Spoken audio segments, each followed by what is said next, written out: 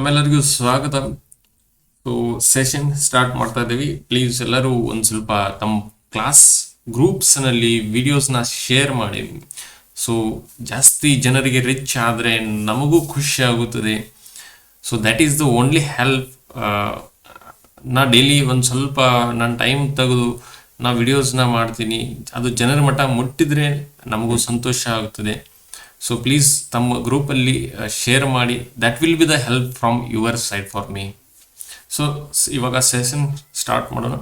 Metal powder for the AM process or 3D printing. ಈಗ 3D printing ನಾವು ಸ್ಟೆರಿಲೋಥೋಗ್ರಫಿ ಆಗಲಿ ಅಥವಾ ಅದರ್ ಪ್ರೊಸೆಸ್ ಮೆಟಲ್ ಪ್ರೊಸೆಸ್ ಆಗಲಿ ಇದನ್ನು ನಾವು ಅಂಡರ್ಸ್ಟ್ಯಾಂಡ್ ಮಾಡ್ಕೊಂಡಿದ್ವಿ. ಸೊ ಮೆಟಲ್ ಪ್ರೊಸೆಸ್ನಲ್ಲಿ ನಮ್ಮ ಮಟೀರಿಯಲ್ ಏನಿದೆ ಅದನ್ನು ಯಾವ ರೀತಿ ಪ್ರಿಪೇರ್ ಮಾಡ್ತಾರೆ ಅಥವಾ ಅದರಲ್ಲಿ ಯಾವ ಮೆಟಲ್ಸ್ಗಳನ್ನ ಯುಟಿಲೈಸ್ ಮಾಡ್ತಾರೆ ಅನ್ನೋದನ್ನ ನಾವು ಸ್ವಲ್ಪ ತಿಳ್ಕೊಳ್ಳೋಣ. ಇವಾಗ ನೀವು ಕ್ವಶನ್ ಕೇಳಬಹುದು, what are the metals utilised for the 3D metal 3D printing. So how it is prepared ಅಥವಾ ನಿಮಗೆ ಕ್ವಶನ್ ಕೇಳಬಹುದು.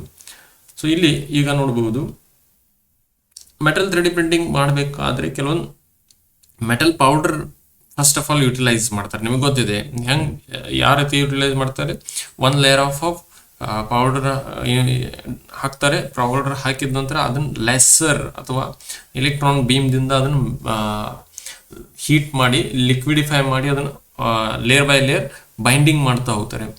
ಸೊ ಇದರಲ್ಲಿ ಆ ಪೌಡರ್ ಹಾಕಬೇಕಾದ್ರೆ ಪೌಡರ್ ಫಸ್ಟ್ ಆಫ್ ಆಲ್ ನಮ್ಮ ಹತ್ರ ಇರಬೇಕು. ಸೊ ಪೌಡರ್ ಯಾವ್ದು ನೀವು ಸೆಲೆಕ್ಟ್ ಮಾಡ್ತೀರಿ ಮಟೀರಿಯಲ್, ಪೌಡರ್ ಸೆಲೆಕ್ಟ್ ಮಾಡಬೇಕಾದ್ರೆ ಕೆಲವೊಂದು ಪ್ರಾಪರ್ಟೀಸ್ಗಳಿರ್ತವೆ. ಆ ಪ್ರಾಪರ್ಟೀಸ್ಗಳು ಇನ್ಫ್ಲೂಯೆನ್ಸ್ ಮಾಡ್ತಾ ಇರ್ತದೆ. ಆ ಪೌಡರ್ ದಲ್ಲಿ ಏನಿರ್ಬೇಕಂದ್ರೆ ಆ ಪೌಡರ್ ಯುಟಿಲೈಸ್ ಮಾಡಿದ ನಂತರ part should be build to consistency ಇರಬೇಕು. ಆಮೇಲೆ ರೀಪ್ರೊಡ್ಯೂಸಬಿಲಿಟಿ ಇರಬೇಕು. ಡಿಫೆಕ್ಟ್ ಫ್ರೀ ಆಗಬೇಕು ಆ ಕಂಪೋನೆಂಟು. ಅದರ್ವೈಸ್ ಆ ಪೌಡರ್ ಯುಟಿಲೈಸ್ ಮಾಡಿದ ನಂತರ ಡಿಫೆಕ್ಟ್ಸ್ ಬರ್ತಾ ಇದ್ರೆ that is not good. And manufacturing defects on the surface ಇದು ಇನ್ಫ್ಲೂಯೆನ್ಸ್ ಆಗಬಹುದು. ಸೊ ಈ ಫ್ಯಾಕ್ಟರ್ಸ್ಗಳನ್ನ ಕನ್ಸಿಡರ್ ಮಾಡ್ಕೋಬೇಕು.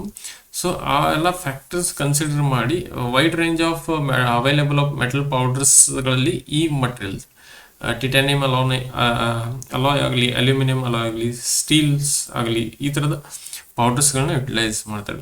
ಸೊ ಇವಾಗ ಇದು ಹೊಸ ಟೆಕ್ನಾಲಜಿ. ನಾವು ಎಲ್ಲ ಏನು ಸ್ಟಡಿ ಮಾಡ್ತಾ ಇದ್ದೀವಲ್ವ ಇಲ್ಲಿವರೆಗೂ, ಸೊ ನಮ್ಮ ಬೇಸಿಕ್ಸ್ ಸ್ಟಡಿ ಮಾಡೋ ಮೆಥಡ್ ಬೇರೆ ಇರ್ತಿತ್ತು. ಬಟ್ ಇವಾಗ ಒಂದು ಸ್ವಲ್ಪ ಮೆಥಡ್ ಚೇಂಜ್ ಆಗಿರೋದ್ರಿಂದ ಅಥವಾ ಇಲ್ಲಿ ನಿಮ್ಗೆ ಹೆಂಗಿರ್ತದೆ ಬೇಸ್ ರಿಲೇಟೆಡ್ ಸಮ್ ಸಿಲೆಬಸ್ ಇದ್ರೆ ಒಂದು ಸ್ವಲ್ಪ ಈಸಿ ಆಗ್ತದೆ ರೈಟಪ್ ಮಾಡೋದಕ್ಕೆ. ಬಟ್ ಬೇಸ್ದಲ್ಲಿ ಒಂದು ಸ್ವಲ್ಪ ಹೈಯರ್ ಲೆವೆಲ್ ಹೋಗಿ ನೀವು ರಿಸರ್ಚ್ ಟೈಪ್ ಆಗಿ ಆನ್ಸರ್ನ ಸರ್ಚ್ ಮಾಡಿ ನೀವು ಬರಿಬೇಕಾಗ್ತದೆ.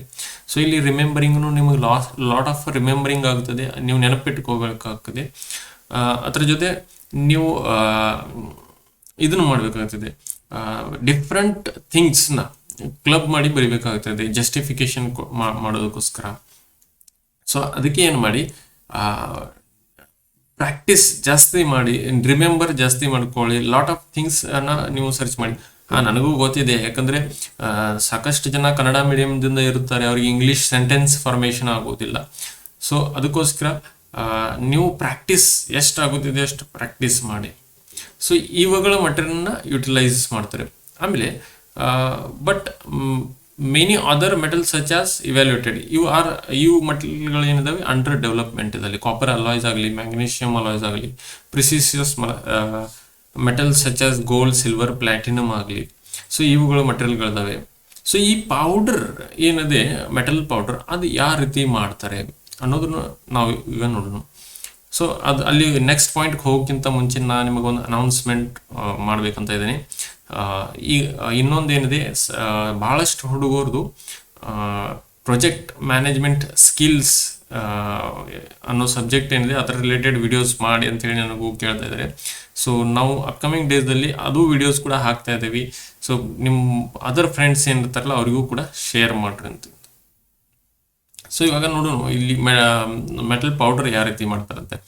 ಮೆಟಲ್ ಪೌಡರ್ ಮಾಡಬೇಕಾದ್ರೆ ಅಟೋಮೈಸೇಷನ್, ಗ್ಯಾಸ್ ಅಟೋಮೈಸೇಷನ್ ಪ್ರೊಸೆಸ್ ಅನ್ನ ಯುಟಿಲೈಸ್ ಮಾಡ್ತಾ ಇತ್ತು. ಈ ಪ್ರೊಸೆಸ್ನಲ್ಲಿ ಏನಾಗ್ತದೆ, ಇಲ್ಲಿ ಮೇಲ್ ಟ್ಯಾಂಕ್ದಲ್ಲಿ ಲಿಕ್ವಿಡಿಫೈ ಮೆಟಲ್ನ ಆ್ಯಡ್ ಮಾಡ್ತಾರೆ. ಅಂದರೆ ಮೆಟಲ್ ಲಿಕ್ವಿಡ್ ಫಾರ್ಮ್ ಒಳಗೆ ಹೀಟ್ ಮಾಡಿದ ನಂತರ ಅದು ಲಿಕ್ವಿಡ್ ಫಾರ್ಮ್ ಕನ್ವರ್ಟ್ ಆದ ನಂತರ ಆ ಮ್ಯಾಲಿನ್ ಅಪ್ಪರ್ ಟ್ಯಾಂಕ್ಸ್ ಏನಿರ್ತದೆ ಅಲ್ಲಿ ಸ್ಟೋರ್ ಮಾಡ್ತಾರೆ. ಅಲ್ಲಿಂದ ಅದನ್ನ ಏನು ಮಾಡ್ತಾರೆ, ಡೌನ್ ಸೈಡ್ ಬಿಡ್ತಾರೆ with the help of the nozzle. ಬಿಟ್ಟಿದ ನಂತರ ನ್ಯಾಚುರಲ್ ಗ್ಯಾಸ್ ಇರುತ್ತದೆ, ಅದರ ಸ್ಪ್ರೇ ಮಾಡ್ತಾರೆ. ಆ ಸ್ಪ್ರೇ ಮಾಡಿದ ನಂತರ ಏನಾಗ್ತದೆ, ಸಡನ್ ಆಗಿ ಅದು ಸ್ಪ್ರೆಡ್ ಆಗ್ತಿದೆ. ಸ್ಪ್ರೆಡ್ ಆದ ನಂತರ ಈಗ ನೀವು ನೋಡ್ಬೋದು, ನಮ್ಮ ಸ್ಪ್ರಿಂಕ್ಲರ್ ಇರ್ತದೆ, ಸ್ಪ್ರಿಂಕ್ಲರ್ನಿಂದ ನೀರು ಬಿಟ್ಟಿದ ನಂತರ ಹಿಂಗೆ ಡ್ರಾಪ್ಸ್ ಎಲ್ಲ ಕಡೆ ಬೀಳುತ್ತದೆ. ಅದೇ ರೀತಿ ಆಟೋಮೈಸೇಷನ್ ನೋಸಲ್ ಏನಿರ್ತದೆ ಅದರಿಂದ ಬಿಟ್ಟಿದ ನಂತರ ಆ ಸ್ಪ್ರಿಂಕ್ಲರ್ದಿಂದ ನೀರು ಬಿಟ್ಟಿದ ನಂತರ ಯಾವ ರೀತಿ ಸ್ಪ್ರೆಡ್ ಆಗ್ತದೆ ಅಲ್ವಾ, ಅದೇ ರೀತಿ ಸಿಮಿಲರ್ ಇಲ್ಲೂ ಏನಾಗ್ತದೆ, ಸ್ಪ್ರೆಡ್ ಆಗ್ತದೆ. ಆ ಸ್ಪ್ರೆಡ್ ಆಗಿರೋದ್ರಿಂದ ಅದೇನಾಗ್ತದೆ, it will mix up with the natural gas and get solidifies. small particle ಒಳಗೆ ಅದು ಸಾಲಿಡಿಫೈ ಆಗ್ತದೆ.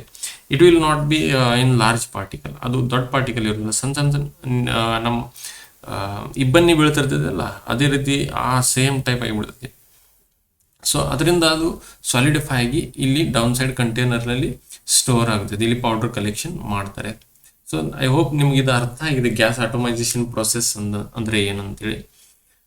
ಸೊ ಇಲ್ಲಿ ನಾವು ಎರಡು ಮೆಟಲ್ ಆ್ಯಂಡ್ ಮತ್ತು ಮೆಟಲ್ ಪೌಡರ್ ಹೆಂಗೆ ಮಾಡ್ತಾರೆ ಅನ್ನೋದು ನಾವು ಅದನ್ನು ತಿಳ್ಕೊಂಡಿದ್ದೀವಿ. So thank you for watching the video. Subscribe the channel and please do share the video with your friends.